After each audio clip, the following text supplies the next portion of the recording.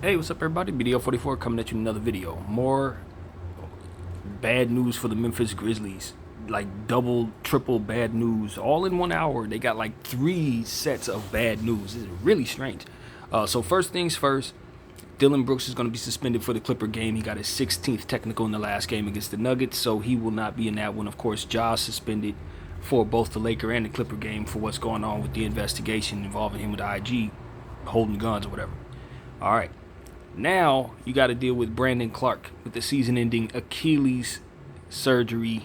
I didn't even know he tore his Achilles, but that's the news. He's out for the year and probably a good portion of next year with surgery like that. So that is horrible news for Brandon Clark. We want to send prayers his way.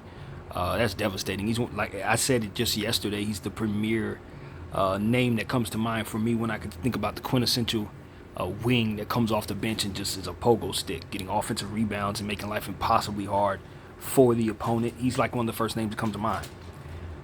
So this is going to set him back majorly in his career, and I hate it for him. So with that being said, man, the Memphis Grizzlies, you guys are going to be so short-handed against the Clippers. I am actually curious to watch that game. I ain't watched a single Clipper game all season, but with them being on a 5-game losing streak, I cannot imagine they're going to lose to a Grizzlies team that has this much being removed from their lineup at one time. I cannot imagine that. And with that being said, I need to take a look at the standings, for which I didn't do, to see how things are shaping up for the Memphis Grizzlies.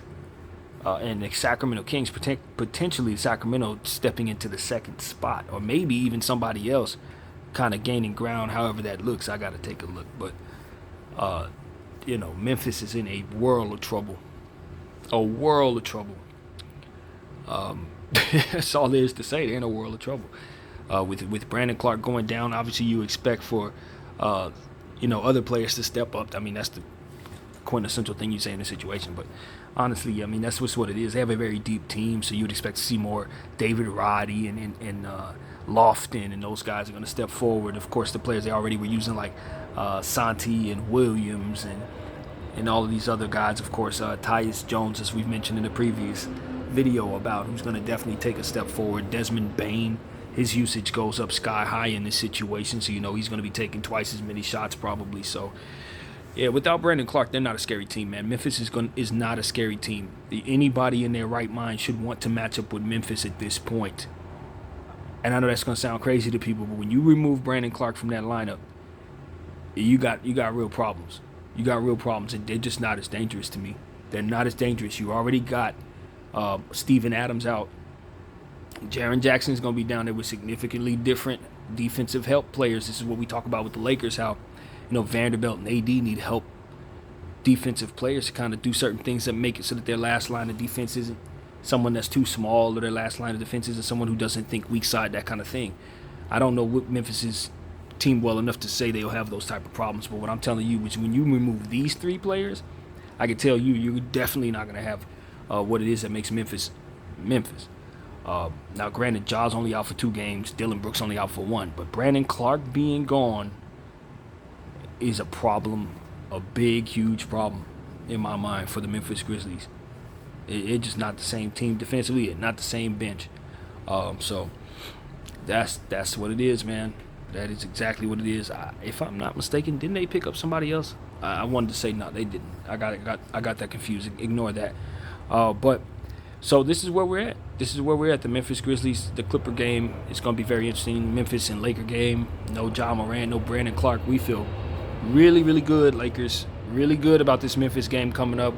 Things could not have been better for us at all. Of course, Dylan Brooks will be coming back having been rested for 1 game, stepping into our game with more of a usage. Hopefully that means more missed shots, but it'll definitely mean more aggression from him. So we'll be ready for a Bane Brooks experience. But it really does come down to just a bunch of bad news for the Memphis Grizzlies in one day, and considering the fact that they're trying to hold on to that second place spot, and you got teams like Golden State zooming up the standings, and obviously the Kings continue to move. You just don't feel good if you're the Memphis Grizzlies about what your position is going to be come playoff time. or dare I say, if you fall all the way out of the playoffs. If John Morant's suspension situation continues to expand, if they find something in this investigation that they don't like, and he has to miss more games, we might be talking about something entirely different in regards to how the West is shaping up.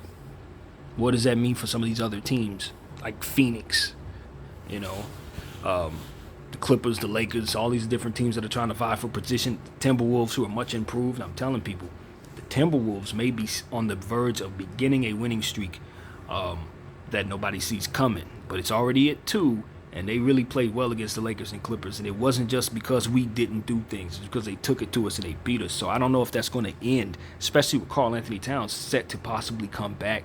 The Timberwolves could actually sneak up and hurt somebody in the first round, especially if they catch a Memphis team that doesn't have Brandon Clark or something like that. I think that could be a dangerous matchup that nobody sees coming. So these are the type of things I'm looking at. I'm like, man, Memphis is weakening at the worst possible time. So that's pretty much what I have to say about that. My name is BDL44. I thank you all for watching. I'm out.